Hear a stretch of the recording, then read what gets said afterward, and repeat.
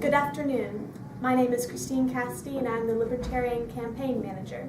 It is my pleasure to introduce to you Quinton Smith, the Libertarian candidate for Senator.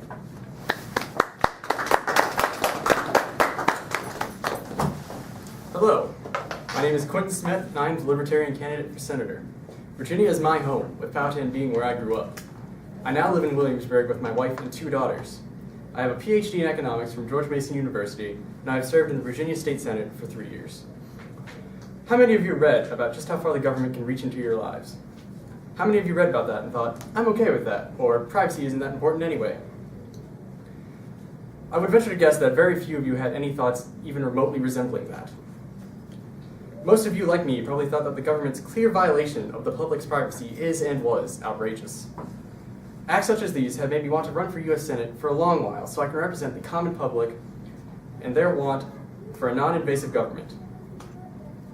I believe that Washington is ready for change, and I want to spearhead the movement to bring it to bear. Thomas Jefferson once said, "My reading of history convinces me that most bad government results from too much government." Bearing that quote in mind, allow me to inquire, just how is the government doing these days? Public opinion would indicate that the answer is not too well, and that's in the best of terms. Approval ratings for all 3 branches of government are at an all-time low. And the government's out-of-control spending is building a deficit to a level that is worrisome in the best of cases. Has the government gotten too large? I believe it has, and that we are now experiencing the truth in good old TJ's statement. Taxes are a dirty word in many households, with good reason behind it. A tax means the government has access into another facet of your life. Your wallet. The money that you work hard for is taken by the government and put into building and running services that could be provided by private corporations for less cost and less risk. It is for reasons such as that I believe the government spending should be cut to ease the burden of taxation on you and your families.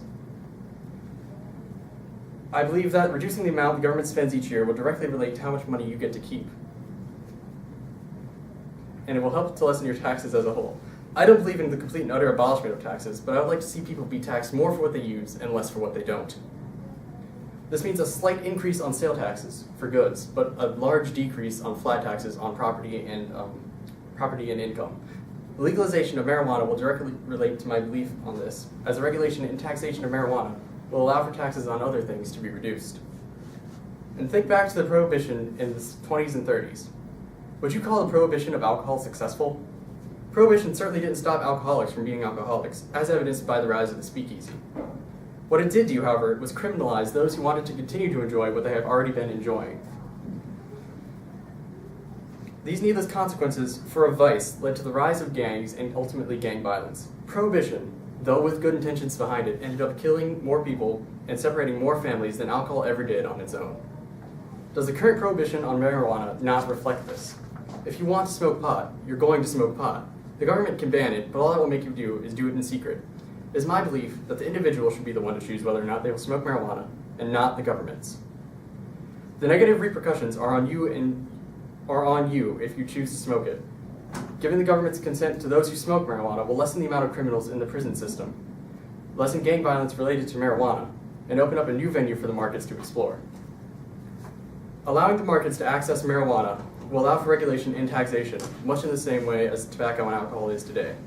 Age limits can be placed on marijuana products, and stores that will sell it must get certification in order to do so. According to a recent Gallup poll, for the first time ever, 58% of Americans agree with the legalization of marijuana. 58% of Americans believe in the power of individual choice. So why doesn't Washington? Love is a deep and complex emotion.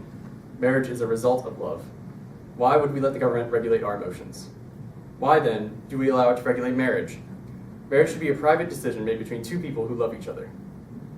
Without the involvement of the government, I believe in ending marriage regulation, allowing couples of the same sex to marry.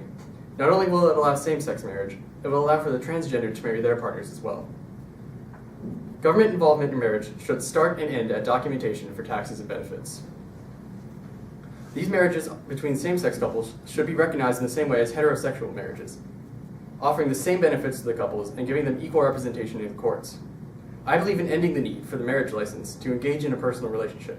Regulations on personal relationships have plagued Virginia in the past, and I want Virginia on the forefront of ending those restrictions as they stand today. Let's change the motto from Virginia is for lovers to Virginia is for all lovers. I am firm in my beliefs, as they are the result of countless lessons that I have been taught throughout my life. Lessons that were taught by ordinary people, just from living their lives. I don't claim to be anybody special, which is what I believe makes me the best choice for your senator. I will stick up for you, for what you and I believe is best for America, and for the individual rights we deserve. I plan to change Washington, to make it in something more appropriately portioned for effective government. Vote for me, and help me make you stronger, not the government.